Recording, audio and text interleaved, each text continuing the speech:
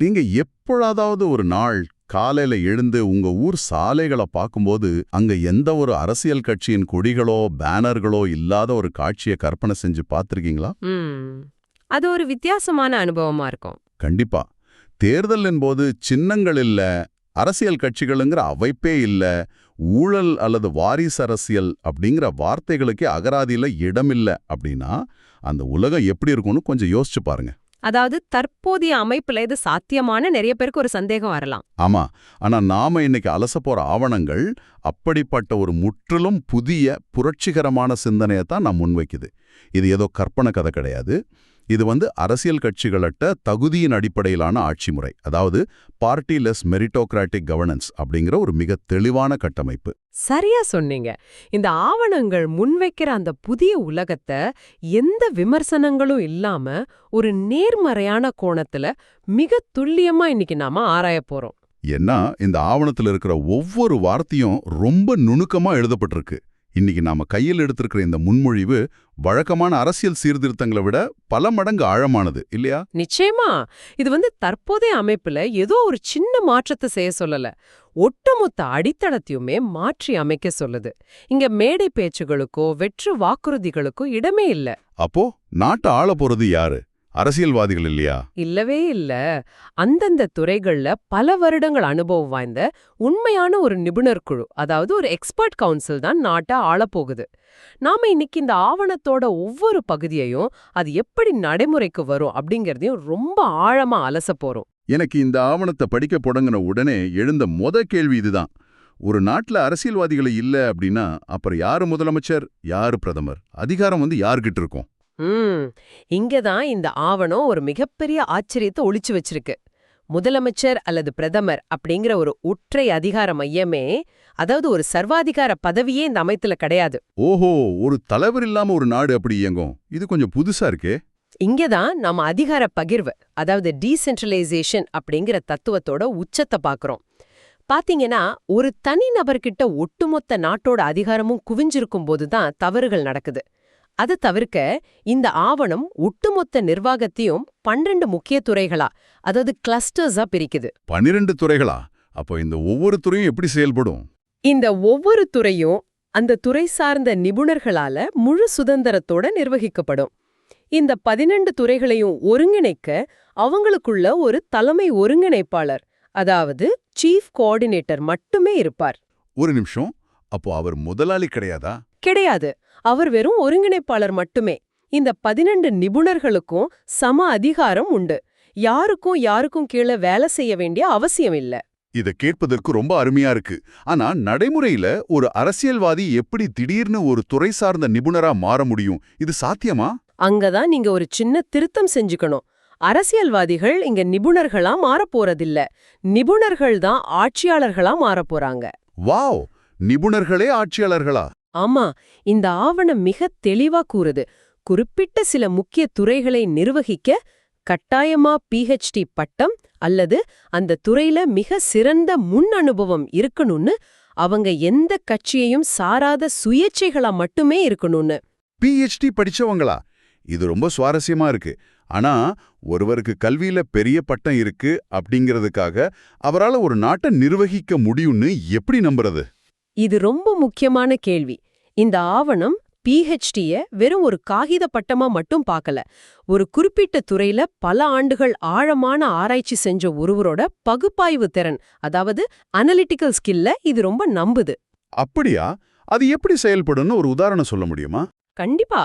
இப்போ உள்துறை மற்றும் பாதுகாப்பு, அதாவது ஹோம் அண்ட் இன்டர்னல் செக்யூரிட்டி துறையை எடுத்துக்குவோம். காவல்துறை, சட்டம் ஒழுங்கு, அப்புறம் பேரிடர் மேலாண்மைய உள்ளடக்கிய இந்த துறையை நிர்வகிக்க கிரிமினாலஜி அல்லது சட்டத்துல PhD பெற்ற நிபுணர்கள் தான் வரணும்னு சொல்றாங்க. அதாவது ஒரு பெரும் கலவரம் நடந்தா அது எப்படி சமாளிக்கிறதுன்னு ஒரு கிரிமினாலஜி நிபுணருக்கு தெரியும்னு சொல்றீங்களா? கலவரத்தை சமாளிக்கிறது மட்டுமில்ல, அந்த கலவரம் ஏன் உருவாகுது, சமுதாயத்துல உள்ள எந்த ஏற்றத்தாழ்வு குற்றங்களை தூண்டுது அப்படிங்கிற ஆழமான வேர்க்காரணத்தை ஒரு கிரிமினாலஜி நிபுணரால மட்டுமே அறிவியல் பூர்வமா அணுக முடியும். ஒரு சாதாரண அரசியல்வாதி வெறும் போலீஸை விட்டு தடியடி நடத்த சொல்வாரு. ஆனா ஒரு நிபுணர் அந்த பிரச்சனை மீண்டும் வராம இருக்க சட்டத்திலையும் சமூகத்திலையும் என்ன மாற்றங்களை கொண்டு வரணும்னு சிந்திப்பார். இதுதான் தற்போதைய அரசியலுக்கும் நிபுணத்துவ ஆட்சிக்கும் உள்ள மிகப்பெரிய வித்தியாசம். புரியுது. அப்படியானால் நிதி மற்றும் பொருளாதார திட்டமிடல், அதாவது ஃபைனான்ஸ் அண்ட் எக்கனாமிக் பிளானிங் துறைக்கு சிறந்த பொருளாதார வல்லுநர்கள் வருவாங்களா? ஆமாம், கட்டாயமா அந்த துறைக்கு எக்கனாமிக்ஸ்ல PhD முடிச்ச நிபுணர்கள் தான் வரணும். பட்ஜெட் போடுறது, வரி கொள்கைகளை உருவாக்குறதுன்னு அனைத்தையும் பொருளாதாரத்தோட நாடி துடிப்பு தெரிஞ்சவங்க மட்டுமே செய்வாங்க. இது ரொம்ப தர்க்க ரீதியா இருக்கு. அப்போ கல்வித்துறை எப்படி இருக்கும்? கல்வி மற்றும் திறன் மேம்பாட்டு துறைய உண்மையான கல்வியாளர்கள் நிர்வகிப்பாங்க. இந்த துறைக்கும் PhD கட்டாயம். இன்னைக்கு ஒரு பள்ளிக்கூடத்தோட பாடத்திட்டத்தை கல்வியோட எந்த தொடர்பும் இல்லாதவங்க முடிவு செய்யறத நம்ம பாக்குறோம். ஆமா, அது ரொம்பவே வருத்தமான ஒரு விஷயம்தான். ஆனா இந்த அமைப்புல தொடக்க கல்வி முதல் உயர்கல்வி வரை அனைத்தையும் மாணவர்களின் உளவியலை புரிஞ்சுக்கிட்டு கல்வியில ஆராய்ச்சி செஞ்ச நிபுணர்களே வடிவமைப்பாங்க. இதை நான் இப்படி பார்க்கிறேன். இது ஒரு மாபெரும் மருத்துவமனையை மருத்துவமே படிக்காத சில கார்ப்பரேட் நிர்வாகிகள் நிர்வகிப்பதற்கும், நேரடியாக பல வருட அனுபவம் வாய்ந்த மருத்துவர்களே இணைந்து நிர்வகிப்பதற்கும் உள்ள வித்தியாசம் போல இருக்கு, இல்லையா? மிக சிறந்த ஒப்பீடு. இதத்தான் சுகாதாரம் மற்றும் குடும்ப நலன் துறையிலையும் இந்த ஆவணம் முன்வைக்குது. பொது சுகாதாரம், மருத்துவ ஆராய்ச்சி போன்றவற்றை வழிநடத்த மருத்துவ அறிவியல்ல ஆழமான அனுபவம் வாய்ந்த மருத்துவர்கள் அல்லது PhD முடிச்ச சுகாதார நிபுணர்களுக்கு மட்டுமே அதிகாரம் வழங்கப்படும். நீங்க கற்பனை செஞ்சு பாருங்க, ஒரு எதிர்பாராத பெருந்தொற்று, அதாவது ஒரு பேண்டமிக் வரும்போது அதை ஒரு அரசியல்வாதி அணுகுவதற்கும் பல ஆண்டுகள் மருத்துவத்துறையில உள்ள ஒரு நிபுணர் அணுகுவதற்கும் எவ்வளவு வேறுபாடு இருக்கும். கண்டிப்பா. மருத்துவர்கள் அறிவியல் தரவுகளின் அடிப்படையில முடிவெடுப்பாங்க, வாக்கு வங்கிக்காக இல்ல. உண்மையாவே இது மிக சிறந்த அணுகுமுறை. சுகாதாரத்துக்கு மருத்துவர்கள், நிதிக்கு பொருளாதார நிபுணர்கள், உள்துறைக்கு கிரிமினாலஜிஸ்ட்கள், கல்விக்கு கல்வியாளர்கள். இது ரொம்ப தெளிவா இருக்கு. இதே போல மத்த துறைகளுக்கும் சொல்றாங்களா? ஆமா, விவசாயத்தை வேளாண் விஞ்ஞானிகளும், தொழில் மற்றும் தகவல் தொழில்நுட்பத்தை பிசினஸ் மற்றும் டெக் நிபுணர்களும் நிர்வகிப்பாங்க. பொதுப்பணி மற்றும் போக்குவரத்தை பொறியாளர்கள் கவனிப்பாங்க. எனக்கு எல்லாம் தெரியும் அப்படிங்கிற அகம்பாவம் மாறி எனக்கு என் துறை தெரியும் அப்படிங்கிற நிபுணத்துவம் முன்னிலைப்படுத்தப்படுவது ரொம்ப ஆரோக்கியமானதுதான். ஆனா எனக்கு இப்போதும் ஒரு மிகப்பெரிய சந்தேகம் இருக்கு. சொல்லுங்க, என்ன சந்தேகம் அது? சரி, இந்த PhD நிபுணர்கள் தான் நாட்டை ஆளணும் அப்படிங்கிறது அருமையான தியரி. ஆனா இவங்களை எப்படி தேர்ந்தெடுக்கிறது? இவங்க யாரும் தெரு தெருவா சென்று கொடி பிடிச்சு மேடைகள்ல முழங்கி ஓட்டு கேட்கிற ரகம் கிடையாது. அப்புறம் எப்படி இவங்களை கண்டுபிடிச்சு நாற்காலியில உட்கார வைக்கிறது? மூண்டிதான் இந்த ஆவணம் தன்னோட உச்சகட்ட அறிவியல் அணுகுமுறைய வெளிப்படுத்துது. தலைவர்களை தேர்ந்தெடுக்க 5 அறிவியல் பூர்வமான படிநிலைகளை இது விவரிக்குது. 5 படிநிலைகளா? அது எப்படி வேலை செய்யும்? இந்த ஒவ்வொரு படிநிலையும் தகுதியற்றவர்களை வடிகட்டி வெளியேற்றுவதற்காகவே மிக நுணுக்கமா வடிவமைக்கப்பட்டிருக்கு. முதல் படிநிலை அடிப்படை தகுதியை நிர்ணயிக்கிறது. வேட்பாளர்களின் வயது 25 முதல் 55க்குள்ள இருக்கணும். 55 வயது வரை மட்டும்தானா? அப்படியென்றால் அரசியல்ல முதியோர்களுக்கு இடம் இல்லையா? நிர்வாகம் அப்படிங்கிறது மிக அதிக உடல் மற்றும் மன உழைப்பு கோரும் ஒரு வேலை. புதிய தொழில்நுட்பங்களை உடனுக்குடன் கிரகிச்சு செயல்படும் வேகம் இந்த வயது வரம்புல அதிகமா இருக்கும் அப்படிங்கிறது இவங்களோட வாதம். அதுவும் நியாயமான வாதம் தான். அது மட்டும் இல்லாம மிக முக்கியமா வேட்பாளர்களுக்கு எந்த விதமான குற்றப்பின்னணியும் இருக்கக்கூடாது. இது அவங்க தாக்கல் செய்யற வெறும் பிரமாண பத்திரம் மூலமா மட்டும் நம்பிட மாட்டாங்க. அப்புறம் எப்படி உறுதி செய்வாங்க? காவல்துறையோட அதிநவீன டிஜிட்டல் டேட்டாபேஸ் மூலமா மிக கடுமையா பல கட்டங்கள்ல உறுதி செய்வாங்க. ஒரு சிறு கிரிமினல் வழக்கு இருந்தா கூட அவங்க முதல் கட்டத்திலேயே வெளியேற்றப்படுவாங்க. சரி, குற்றப்பின்னணி இல்லன்னு வச்சுக்குவோம். அடுத்தது என்ன? ஒரு IAS அதிகாரியை தேர்ந்தெடுக்கிற மாதிரி இவங்களுக்கும் எழுத்துத் தேர்வு வைப்பாங்களா? கிட்டத்தட்ட அப்படிதான். 2வது படிநிலை அதுதான்.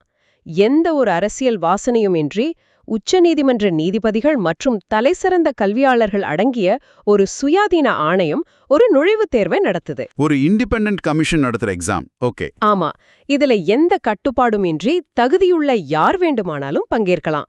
இதுல அதிக மதிப்பெண் பெறும் முதல் 20 பேரை கொண்டு ஒரு முக்கிய பட்டியலும், அதாவது மெயின் லிஸ்டும், மத்தவங்களை கொண்டு ஒரு காத்திருப்போர் பட்டியலும் உருவாக்கப்படும். ஒரு அரசியல்வாதிக்கு எழுத்துத் தேர்வு வைக்கிறது கேட்பதற்கே சுவாரஸ்யமா இருக்கு. ஆனா ஒரு நிமிஷம் சிந்திச்சு பாருங்க. எனக்கு கொள்கைகள் தெரிஞ்சிருக்கலாம், சட்டங்கள் அத்துப்படியா இருக்கலாம், தேர்வில் நான் 100க்கு 100 மதிப்பெண் வாங்கலாம். ஆனா ஆனா களத்துல எப்படி செயல்படுவீங்கன்னு கேக்குறீங்க இல்லையா? ஆமா, ஒரு நிஜமான நிர்வாக நெருக்கடி வரும்போது நான் பயந்து நடுங்க மாட்டேன் அப்படிங்கிறதுக்கு என்ன உத்தரவாதம்? தியரி வேற, பிராக்டிக்கல் வேற இல்லையா? நீங்க கேட்ட இந்த கேள்விக்கான விடைதான் 3வது படிநிலை. எப்படி சொல்றது, இந்த ஒட்டுமொத்த ஆவணத்திலேயே என்னைய மிகவும் வியப்பில் ஆழ்த்தியது இந்த இடம்தான். அப்படியா? அப்படி என்ன பண்றாங்க அந்த 3வது படிநிலையில? எழுத்துத் தேர்வுல வெற்றி பெற்றால் மட்டும் போதாது. அவங்க நடைமுறை நிர்வாகத்துல அழுத்தமான சூழல்ல எப்படி முடிவெடுப்பாங்க அப்படிங்கறத சோதிக்க அதிநவீன தொழில்நுட்பங்களான VR, அதாவது வர்ச்சுவல் ரியாலிட்டி மற்றும் AI பயன்படுத்தப்படுது. VR தொழில்நுட்பமா? வேட்பாளர்களை VR ஹெட்செட் அணிய வச்சு பரிசோதிப்பாங்களா? இது நிஜமாவே எப்படி செயல்படும்? ஆமா, வேட்பாளர்களை ஒரு பிரத்யேக அறைக்கு கொண்டு சென்று செயற்கையா ஒரு மிகப்பெரிய நிர்வாக நெருக்கடிய VR மற்றும் AI மூலமா உருவாக்குவாங்க. அதாவது ஒரு சிமுலேஷன் மாதிரி. கரெக்ட். உதாரணமா, ஒரு நகரத்துல திடீர்னு மிகப்பெரிய வெள்ளம் வந்துருச்சு, மின்சாரம் துண்டிக்கப்பட்டுடுச்சு, மக்கள் தவிக்கிறாங்க அப்படின்னு ஒரு சூழலை VR மூலமா தத்ரூபமா அவங்களோட கண்களுக்கு முன் கொண்டு வருவாங்க. வாவ்! அந்த பதற்றமான சூழல்ல அவங்க என்ன செய்யறாங்கன்னு பாப்பாங்களா? நிச்சயமா, அந்த பதற்றத்துல அவங்க எப்படி சிந்திக்கிறாங்க, எந்த துறைக்கு முதல்ல கட்டளையிடுறாங்க, அவங்களோட முடிவெடுக்கும் வேகம் எப்படி இருக்கு அப்படிங்கறத AI தொழில்நுட்பம் மிக துல்லியமா அளவிடும். இது எப்படி இருக்குன்னா, விமான ஓட்டிகளுக்கு பயிற்சி அளிக்கும் பிளைட் சிமுலேட்டர் போல அரசியல்வாதிகளுக்கான ஒரு ஆளுமை சிமுலேட்டர். உண்மையிலே இது புரட்சிகரமானது. ஒருவரோட திறமைய ஏற்றளவுல மட்டும் பார்க்காம அவரை ஒரு பதற்றமான சூழல்ல தள்ளி அவரோட உண்மையான ஆளுமைய கண்டுபிடிக்கிறது மிக சிறந்த அறிவியல் அணுகுமுறை. அது மட்டும் இல்ல, ஒரு மெடிக்கல் போர்டு மூலமா இவங்களுக்கு மிக கடுமையான உளவியல் சோதனையும், அதாவது சைக்கலாஜிக்கல் டெஸ்டும் நடத்தப்படுது. அவங்களோட மன முதிர்ச்சி, கோவத்தை கையாளும் விதம் இதெல்லாம் நேரடியாக அளவிடப்படும். ஒருவேளை இந்த VR சோதனையிலோ அல்லது உளவியல் சோதனையிலோ யாராவது தோல்வியடைந்தால் என்ன ஆகும்? அவங்க உடனடியாக பட்டியல்ல இருந்து நீக்கப்படுவாங்க. அவங்களுக்கு பதிலா காத்திருப்போர் பட்டியல்ல உள்ள அடுத்த நபர் உள்ளே வருவார். இவ்வளவு வடிகட்டல்களை தாண்டி வருபவர்கள் நிச்சினம் மனதாலும் அறிவாலும் மிக சிறந்தவர்களாதான் இருப்பாங்க என்பதில் சந்தேகமே இல்லை. சரி, இதையெல்லாம் தாண்டி வருபவர்கள் எப்படி மக்களிடம் சென்று ஓட்டு கேட்பாங்க? இதுதான் 4வது படிநிலையா? ஆமா, இறுதி வேட்பாளர் பட்டியல் தயாரானதும் 4வது படிநிலையா பிரச்சாரம் தொடங்கும். ஆனா நீங்க நினைக்கிற மாதிரி பணபலத்தை காட்டும் பிரம்மாண்டமான பேரணிகளோ, பேனர்களோ, ஸ்பீக்கர் சத்தங்களோ இங்க கிடையாது. அப்புறம் எப்படி மக்கள் கிட்ட தங்களை அறிமுகப்படுத்திக்கிறாங்க? வேட்பாளர்கள் நேரடியாக மக்கள் மத்தியில சென்று தங்களோட திட்டங்கள் என்ன, அதை செயல்படுத்துவதற்கான காலக்கெடு என்ன அப்படிங்கறத விளக்கும் வாக்கு கோரும் குறிப்புகளை ஒரு ரசீது போல மக்களிடம் நேரில் வழங்கணும். இது மக்களுக்கும் வேட்பாளருக்கும் இடையான ஒரு எழுதப்பட்ட ஒப்பந்தம் போல செயல்படும். 5வது மற்றும் இறுதி படிநிலை வாக்குப்பதிவா தான் இருக்கும். ஆனா இவ்ளோ அதிநவீன தொழில்நுட்பங்களை பயன்படுத்திய பிறகு பழைய வாக்குப்பதிவு இயந்திரங்களையா இவங்க பயன்படுத்துவாங்க? கள்ள ஓட்டு, மிஷன் ஹேக்கிங் போன்ற குற்றச்சாட்டுகள் இங்கும் வருமா? அதுக்கு தான் இந்த ஆவணம் ஒரு முற்றுப்புள்ளி வைக்குது. வாக்குப்பதிவு மையங்கள்ல ஆதார் சிப் மற்றும் OTP சரிபார்ப்பு முறைய கொண்டு வராங்க. OTP வச்சு ஓட்டு போடுறதா? ஆமா, வாக்காளர் தனது ஆதார் அட்டையில உள்ள சிப்பை ஸ்கேன் செய்து தன் மொபைலுக்கு வரும் OTPயை உள்ளீடு செய்தால் மட்டுமே வாக்கு இயந்திரம் திறக்கப்படும். அப்போதான் வாக்கு பதிவாகும். இதன் மூலம் 100% கள்ள ஓட்டு தடுக்கப்படுது. தொழில்நுட்பம் எந்த அளவுக்கு ஜனநாயகத்தின் தூய்மையை காக்க பயன்படுது அப்படிங்கறத பார்க்கும்போது ஆச்சரியமா இருக்கு. சரி, இவ்ளோ கஷ்டப்பட்டு VR சோதனையெல்லாம் பாஸ் பண்ணி ஒரு நிபுணர் பதவியை பிடிச்சிட்டார். ஆனா பதவிக்கு வந்த பிறகு அவர் மாறிவிட்டா என்ன செய்யறது? இது இயற்கையான சந்தேகம்தான். மனித மனம் எப்போது வேண்டுமானாலும் ஊழலுக்கோ சோம்பேறித்தனத்துக்கோ பலியாகலாம் அல்லவா? அப்படி ஒரு சூழல் வந்தால் மக்களாகிய நாம வழக்கம் போல 5 ஆண்டுகள் முட்டாள்களா வேடிக்கை பார்க்கணுமா? அங்கதான் இந்த ஆட்சியின் ஒட்டுமொத்த அதிகாரமும் நேர்களாகிய உங்களின் கைகளில், அதாவது மக்களின் கைகளில் நேரடியாக வருது. இந்த ஆட்சி முறையோட மிக முக்கியமான அங்கமே பிரதிநிதிகளை கண்காணிக்கும் மற்றும் தண்டிக்கும் உரிமை மக்களிடம் இருப்பதுதான். அது எப்படி சாத்தியம்? இந்த ஆவணம் அதுக்காக 2 மாபெரும் ஆயுதங்களை மக்களுக்கு வழங்குது. ஒன்னு ரைட் டு ரிஜெக்ட், அதாவது நிராகரிக்கும் உரிமை. இன்னொன்னு ரைட் டு ரீகால், அதாவது திரும்ப பெறும் உரிமை. நிராகரிக்கும் உரிமை அப்படின்னா தேர்தல்ல நிக்கிற யாருமே பிடிக்கல அப்படின்னா நிராகரிப்பதா? சரியா சொன்னீங்க.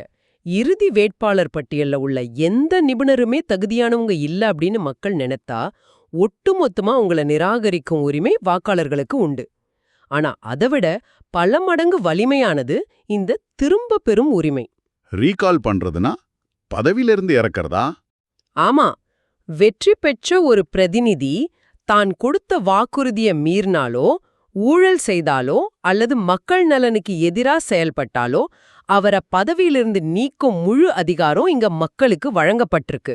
ஒரு தலைவரை பதவியில அமர்த்த மட்டும் மக்களுக்கு உரிமை இல்ல, அவரை நாற்காலியிலிருந்து கீழே இறக்கவும் உரிமை உண்டு. இது கேக்குவதற்கு ரொம்ப சிறப்பா இருக்கு. ஆனா நடைமுறையில இது எப்படி சாத்தியம்? ஒருவரை பதவியிலிருந்து இறக்கணும் அப்படின்னா திரும்பவும் ஒரு எலெக்ஷன் நடத்தணுமா? அதுக்கான ப்ராசஸ் என்ன? இதற்கான செயல்முறைய தொழில்நுட்பம் மிக எளிதாக்கிடுச்சு. இதற்கென அரசாங்கம் ஒரு பிரத்யேக ஆப் அல்லது வெப்சைட்டை உருவாக்கியிருக்கும். ஒரு தொகுதியில உள்ள வாக்காளர்கள்ல 60% பேர் அந்த ஆப்ல தங்கள் ஆதார் மற்றும் ஓடிபி சரிபார்ப்புடன் டிஜிட்டலா வாக்களித்து அந்த பிரதிநிதிய பதவியிலிருந்து நீக்கலாம். ஆப் மூலமாவே ஒரு எம்எல்ஏவையோ எம்பியோயோ பதவியிலிருந்து நீக்கலாமா? ஆச்சரியமா இருக்கே. ஸ்மார்ட் போன் இல்லாதவங்க என்ன செய்வாங்க? ஸ்மார்ட் போன் இல்லாதவங்க கிராம நிர்வாக அலுவலகத்துல நேரடியாக சென்றோ கைரேகை வச்சோ கையொப்பமிடலாம். 60% மக்கள் வேண்டாம்னு சொல்லிட்டா அடுத்த நிமிடமே அந்த பிரதிநிதி தனது பதவியை இழப்பார். ஒரு நிமிஷம், 60% மக்கள் வேண்டான்னு சொன்னால் போதுமா? ஆனா இதுல ஒரு சிக்கல் இருக்கே. ஒரு பிரதிநிதி மிக சிறந்த சீர்திருத்தங்களை கொண்டு வர நினைக்கிறார். ஆனா சில சுயநல குழுக்கள் மக்கள் மத்தியில தவறான தகவல்களை பரப்பி ஒரு 6 மாதத்திற்குள்ளாகவே அவரை பதவியிலிருந்து நீக்க முயற்சித்தால் என்ன ஆகுது? இது ஆட்சியின் நிலைத்தன்மையை குலைச்சிடாதா? மிக நுட்பமான கேள்வி. இதையும் இந்த ஆவணம் கணக்குல எடுத்திருக்கு. ஒரு பிரதிநிதி தேர்ந்தெடுக்கப்பட்ட உடனே அவரை நீக்க முடியாது. இந்த திரும்பப் பெறும் உரிமை முதல் 2 ஆண்டுகளுக்கு பிறகுதான் நடைமுறைக்கு வரும். ஓ, ஒரு கூலிங் பீரியட் மாதிரி வச்சிருக்காங்களா? ஆமா, இந்த 2 வருட கால அவகாசம் எதுக்காகன்னா, தேர்ந்தெடுக்கப்பட்ட ஒரு நிபுணர் தனது நீண்டகால திட்டங்களை செயல்படுத்தி அதோட பலனை மக்களுக்கு காட்ட அவருக்கு ஒரு நியாயமான அவகாசம் தேவை. அதே சமயம் 60% அப்படிங்கிற வரம்பு வச்சிருக்கிறதுக்கு காரணம் வெறும் 10 அல்லது 20% மக்கள் அற்ப காரணங்களுக்காக ஆட்சி கவிழ்ப்பதை தடுப்பதற்காக தான். அப்போ ஆட்சியின் நிலைத்தன்மையை பாதுகாப்பதோடு மக்களின் கையில ஒரு நேரடி கடிவாளத்தையும் இந்த அமைப்பு மிக சரியா பேலன்ஸ் செய்யுது. கரெக்ட். இப்போ புரியுது. சரி, இப்போ இந்த நிபுணர்கள் தேர்ந்தெடுக்கப்பட்டுட்டாங்க. இவங்களை யாரும் திரும்ப பெறவும் இல்லைன்னு வச்சுக்குவோம். வெற்றி பெற்ற பிறகு சட்டமன்றத்திலோ நாடாளுமன்றத்திலோ இவங்களோட அன்றாட பணிகள் எப்படி இருக்கும்? கட்சிகள் இல்லாததால அங்க ஆளுங்கட்சி எதிர்க்கட்சி அப்படிங்கிற சண்டைகள் இருக்காதா? நிச்சயமா இருக்காது. ஏன்னா அங்க ஒரு கட்சி கொறடாவோ மேலிடத்து உத்தரவோ கிடையாது. ஒரு புதிய சட்டம் அல்லது மசோதா தாக்கல் செய்யப்படுது அப்படின்னா அந்த மசோதாவின் நன்மை தீமைகளை மட்டுமே ஒவ்வொரு நிபுணரும் ஆராய்வாங்க. அதாவது மெரிட் அடிப்படையில மட்டும்தான் ஓட்டு போடுவாங்க. ஆமா, இது மக்களுக்கு நல்லதா கெட்டதாங்கிறத தாண்டி இந்த சட்டத்தால ஏன் கட்சிக்கு என்ன லாபம் அப்படிங்கிற எண்ணம் அங்க எழ வாய்ப்பே இல்ல. ஒவ்வொரு பிரதிநிதியும் முற்றிலும் சுதந்திரமா தங்கள் மனசாட்சிப்படியும் அறிவியல் தரவுகளின்படியும் மட்டுமே வாக்களிப்பாங்க. இதுல இன்னொரு சுவாரஸ்யமான விஷயத்தை நான் படிச்சேன். சட்டங்கள் இயற்றப்படும் போது மக்களும் அதுல நேரடியாக பங்கேற்க முடியும்னு இந்த ஆவணம் சொல்லுதே. அது எப்படி? அதுதான் நேரடி மக்கள் வாக்கெடுப்பு, அதாவது லைவ் பப்ளிக் போலிங் முறை. உதாரணமா உங்க ஊர்ல ஒரு புதிய தொழிற்சாலை கொண்டு வர போறாங்கன்னு வச்சுக்குவோம். சபை விவாதங்களை நீங்க உங்க மொபைல்லயோ டிவிலயோ நேரடியாக பார்க்கலாம். விவாதம் நடக்கும்போதே நம்ம பார்க்கலாமா? ஆமா, விவாதம் முடிஞ்சதும் அந்த தொழிற்சாலை தேவையா இல்லையா அப்படிங்கறத மக்கள் தங்களோட ஆப் மூலமா வாக்களித்து தெரிவிக்கலாம். மக்கள்ல பெரும்பான்மையினர் என்ன சொல்றாங்களோ அதையே அந்த தொகுதியோட பிரதிநிதி சபையில பதிவு செய்யணும். அவர் தான் இஷ்டத்துக்கு முடிவெடுக்க முடியாது. இது ரொம்ப புதுமையா இருக்கே. தொழில்நுட்பம் தெரியாதவங்களுக்கு இது எப்படி சாத்தியமாகும்? தொழில்நுட்பம் அறியாதவர்களுக்காக மாதந்தோறும் கட்டாயமா கிராம சபை கூட்டங்கள் நடத்தப்பட்டு அவங்களோட கருத்துகளும் பதிவு செய்யப்படும். அதாவது ஒவ்வொரு சட்டத்திற்கும் நாமே நேரடியாக வாக்களிக்கலாம்னு சொல்றீங்க. இது ஒரு விதத்துல சோர்வை ஏற்படுத்தாதா? தினமும் அரசாங்கத்தோட வேலைகள்ல மக்கள் தலையிட்டுக்கிட்டே இருந்தா மக்கள் தங்கள் சொந்த வேலைகளை எப்ப பார்ப்பாங்க? இது தினசரி நடக்கிற ஒரு இடையூறு போல இருக்காது. மக்கள் தங்களுக்கு பாதிப்பை ஏற்படுத்தும் மிக முக்கியமான சட்டங்களுக்கு மட்டுமே வாக்களிப்பாங்க. மத்த அன்றாட நிர்வாக பணிகளை நிபுணர்களே பார்த்துப்பாங்க. புரியுது. மேலும் மெலுமாடு நிர்வாகத்திலே பிழைத்தன்மை இருப்பதற்காக டிஜிட்டல் ஃபைல் டிராக்கிங் முறை கொண்டு வரப்படும்.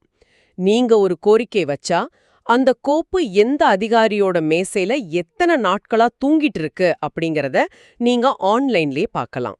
இதோடு மட்டுமில்லாம ஒவ்வொரு 6 மாதத்திற்கும் ஒரு முறை சமூக தணிக்கை, அதாவது சோஷியல் ஆடிட்டிங் வேற கட்டாயமாக்கப்பட்டிருக்கல்லவா? மக்களே நேரடியாக களத்துல இறங்கி அரசாங்க பணிகள் தரமா நடந்திருக்கான்னு ஆய்வு செய்யறது. சரியா சொன்னீங்க. பிரதிநிதிகள் ஏசி அறைகள்ல அமர்ந்திருக்காம களத்துல நேரடியாக இறங்கி மக்களின் முன்னிலையிலேயே ஆவணங்கள்ல கையொப்பமிடணும். இதை விட ஒரு வெளிப்படையான நிர்வாகத்தை நாம கற்பனை செஞ்சு கூட பார்க்க முடியாது. சரி, இவ்வளவு நேரம் நம்ம விவாதிச்சதை வச்சு பார்த்தால் ஒரு விஷயம் மிக தெளிவா புரியுது. ஜனநாயகம் அப்படிங்கிறது 5 வருடங்களுக்கு ஒரு முறை ஏதோ விரல்ல மை வைக்கிற ஒரு திருவிழா கிடையாது. கண்டிப்பா கிடையாது. இந்த அமைப்புல ஒரு முறை வாக்களித்து விட்டு 5 வருடம் நாம யாருக்காகவும் காத்திருக்க வேண்டிய அவசியமே இல்ல. ஒவ்வொரு நாளும் ஒவ்வொரு மணி நேரமும் ஆட்சியின் ஒரு முக்கிய அங்கமா, ஒரு கண்காணிப்பாளரா மக்கள் இருப்பாங்க. இதுதான் உண்மையான தகுதி அடிப்படையிலான ஆட்சி முறை. ஊழல் மிகுந்த அரசியல் கட்சிகளோட தலையீடு இல்லாம குற்றப்பின்னணியற்ற உயர்ந்த கல்வி மற்றும் PhD அனுபவம் கொண்ட நிபுணர்களை கொண்டு VR மற்றும் உளவியல் சோதனைகள்ல தேர்ச்சி பெற்று மக்களின் நேரடி மற்றும் தினசரி கண்காணிப்பில் இயங்கும் ஒரு அறிவியல் பூர்வமான நிர்வாக முறைய இந்த ஆவணங்கள் மிக துல்லியமா படம் பிடிச்சு காட்டியிருக்கு. ஆமா, இது வெறும் அரசியல் மாற்றம் இல்ல, இது ஒரு சமூக பரிணாம வளர்ச்சி அப்படின்னே சொல்லலாம். இத பத்தி பேச பேச எனக்குள்ள ஒரு புதிய உற்சாகம் பிறக்குது. இந்த ஆழமான அலசல் மூலமா நாம இதுவரை அறிந்திராத ஆனா சாத்தியப்படக்கூடிய ஒரு புதிய உலகத்தை முழுமையா புரிஞ்சுக்கிட்டோம்னு நம்புறேன். நிச்சயமா இது சிந்திக்க வேண்டிய ஒரு முக்கியமான விஷயம். நேயர்களே, விடைபெறும் முன் உங்களுக்காக ஒரு சிந்தனையை நான் முன்வைக்க விரும்புறேன். சற்று அமைதியா யோசிச்சு பாருங்க. அரசாங்கம் இயற்றும் ஒவ்வொரு சட்டத்திற்கும், உங்க ஊர்ல நடக்கும் ஒவ்வொரு திட்டத்திற்கும், உங்க மொபைல் போன் மூலமா நீங்களே நேரடியாக வாக்களித்து முடிவெடுக்கும் ஒரு ஆட்சி முறை நிஜமாகவே வந்தால், ஒரு குடிமகனா உங்களின் அன்றாட வாழ்க்கை எவ்வளவு பொறுப்புமிக்கதா மாறும். அதிகாரம் அப்படிங்கிறது டெல்லியிலேயோ மாநில தலைநகரிலேயோ இல்லாம முழுமையா உங்கள் விரல் நுனிக்கு வரும்போது, இந்த நேரடி ஜனநாயகம் நமது சமூகத்தை எந்த அளவுக்கு அறிவுபூர்வமா முதிர்ச்சியடைய செய்யும். இந்த சிந்தனையோட நீங்களும் இந்த தத்துவத்தை இன்னும் ஆழமா தேடி படியுங்கள் என்று கூறி உங்களிடமிருந்து விடை பெறுகிறோம். மீண்டும் சந்திப்போம்.